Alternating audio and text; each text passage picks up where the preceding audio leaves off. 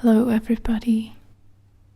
Today we're gonna talk about the Master card, which is an interesting addition to the traditional structure of the tarot, and it's a unique card in the Osho Zen tarot deck. So the major arcana conventionally has 22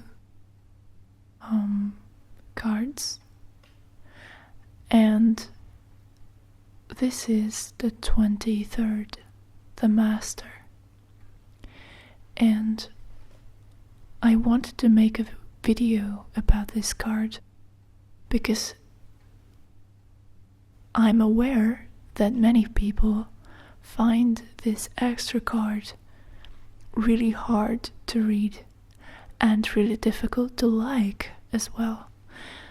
Some people say that Osho, who is on this card, that Osho is considered a controversial figure, and even if you don't know the background of his personality, his stare and the way he looks in this card is kind of menacing and just has some negative vibes.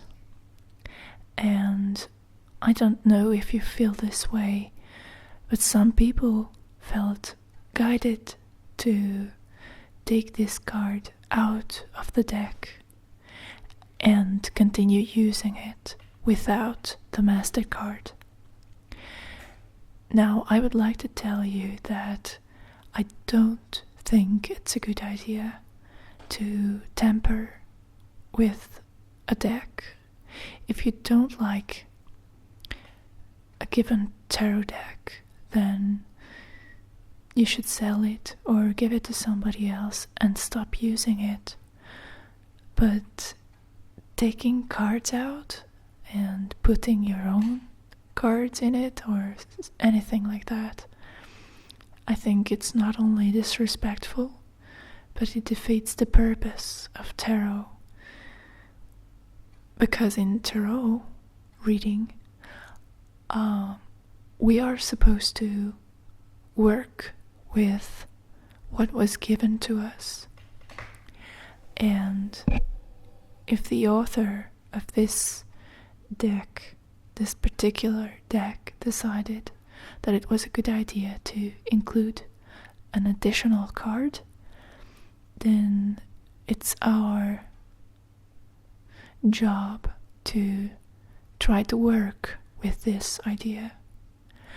And this video is about trying to make sense of this card, so I don't recommend taking this card out of the deck. What I do recommend is trying to understand what it's about. I'm not really a fan of Osho, and to be honest, I don't really know a whole lot about him and his movement. The reason I wanted to work with this deck is because of the imagery. It's just so beautiful and dreamlike. And in my other videos, you can see me using this deck, and you can see some of the pictures, and they're just really gorgeous and beautiful, and they really stimulate the imagination. And so that's my reason for using this particular deck. And like most of you probably, I also had difficulty understanding the significance of the Master card. And I would like to share my current understanding of what it's supposed to represent.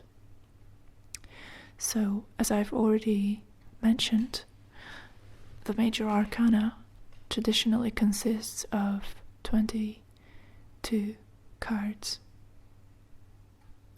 And this is a card that is between the Fool, which is 0, and the World, or the Universe, which is 21.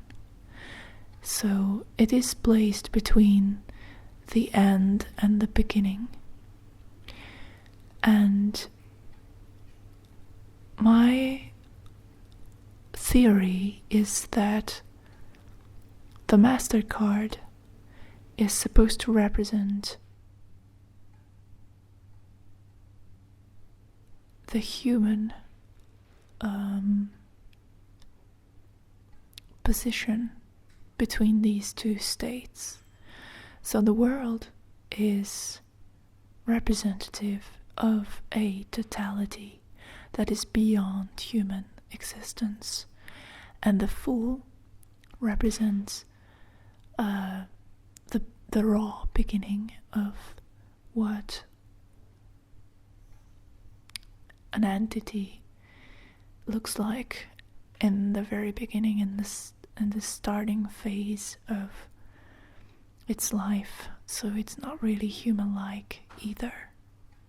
And the Master, I believe, represents the human aspect that stands between those 2 states. But it can also indicate your own master, whoever it is, if you have one, or somebody who you look up to and you feel safe in following them, whoever it is in your life. And so when you look at the Master card, what you should see instead of a portrait of Osho, you should see the archetype of the Master. And you should consider the feeling that Osho's followers felt, the way they looked up to him, and the devotion they felt. It doesn't matter who you look up to, the devotion is always the same. And the feeling of confidence that comes from, an emotional or spiritual basis for those who decide to follow and live according to the words of some spiritual master, a spiritual leader. This confidence, this assurance is always the same, and it's not dependent on the given person. It's not about the person, it's not about the identity of the master. It's about the relationship between the student and the master. That is an archetypal relationship, and that which was not included in the tarot in this way before. And I find it interesting that the Osho Zen tarot deck decided to give this archetype a form with the Master card. So, to those who are struggling with this card, I would recommend that you do not look at the appearance of this card directly. Try to look beyond it. Even if you draw this card and you feel like you should look at it, don't look at it directly. Look beyond it and try to see what it means to you, and try to find what your personal connection is with this idea, with this concept of the Master. For many years, I had no clue about the meaning of humility, and I had no inclination towards following anybody. And it's not something that happens overnight, but I think it definitely comes at one point for everybody, that you realize how very little you know about the world, and everybody reaches a point where they want to get some guidance. And think about those moments if you've had any so far. If you haven't, then maybe keep a close eye on this card and when it appears in your readings. So this could be an indication for that direction. So if you are interested in finding this experience, then this is the card to follow, to pay attention to. And lastly, let me read this segment from the Osho Zen Tarot booklet that is written for this card. The master in Zen is not a master over others, but a master of himself.